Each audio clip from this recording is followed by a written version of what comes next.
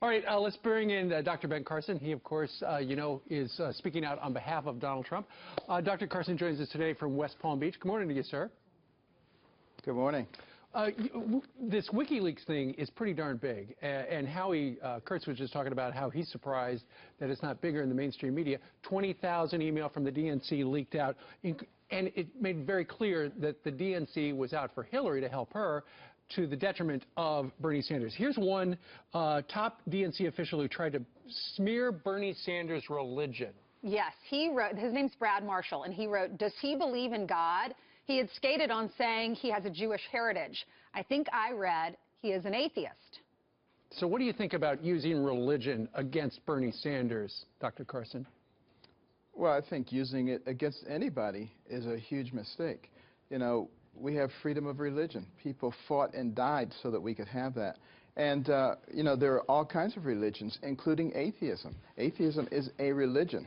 And, you know, we need to protect all of our citizens. That's really the key when we talk about liberty and justice for all.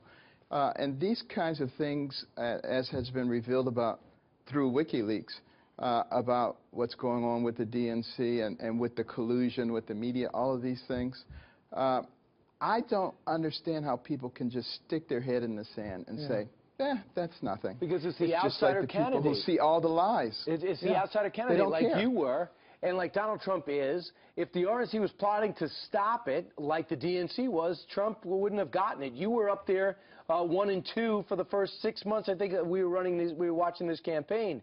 But behind the scenes, the Democrats not only have super delegates, they have the whole thing is rigged. Without question, it's rigged. One of the things that I discovered, to my chagrin, I mean, I knew that there was corruption, but the level of corruption throughout the political system is overwhelming. And I'm talking about the established Democrats and the established Republicans, who are much more interested in holding on to power and their positions than they are about their party or about their country. And this is really very sad. Well, and I hope that more people will wake up and see what's happening. Does this just prove how strong Donald Trump really is, because he was able to overcome that? And Bernie Sanders was not for the Democrats because they were similar candidates on either side? Or does it show how corrupt the DNC is and not necessarily the Republican Party? Well, I think the system, the DNC, is completely corrupt. There was no way for anybody to break through.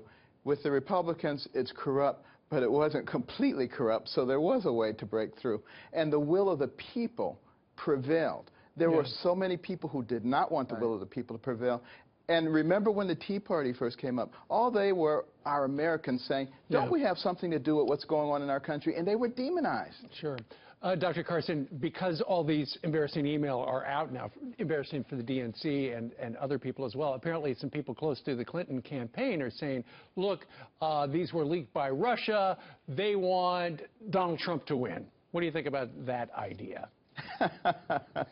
I think it's so foolish. There's so many things that come out that are just completely foolish. And I just say all people have to do is engage their brain and think for themselves. That is the key to America. It is a nation that is of, for, and by the people, not of, for, and by the political class, the media, the pundits. We the people, please think for yourself. All right, so there's a slogan that you know very well, that you're helping Donald Trump become president, Make America Great Again. So the Philly mayor was interviewed, his name is Jim Kenney, on another network, and said this about Donald Trump's mantra. I think the whole concept of taking America back, from whom and for whom? I mean, Donald Trump and his folks want to go back to the good old days where you couldn't sit at a lunch counter or ride in the front of a bus. What does he say? Is that true? Is that another code I'm missing? It is so incredible. But, you know, they like to throw this term out about racism. It's born out of ignorance. They don't really know what racism is. You know, when I was in junior high school, I was getting my report card, and I had all A's, and the band teacher gave me a C to try to spoil my report card so I wouldn't get the top academic honors. I got it anyway. Wow. I was the only black student. And one of the teachers got up and chastised the white students for letting a black student be #1. That's racism.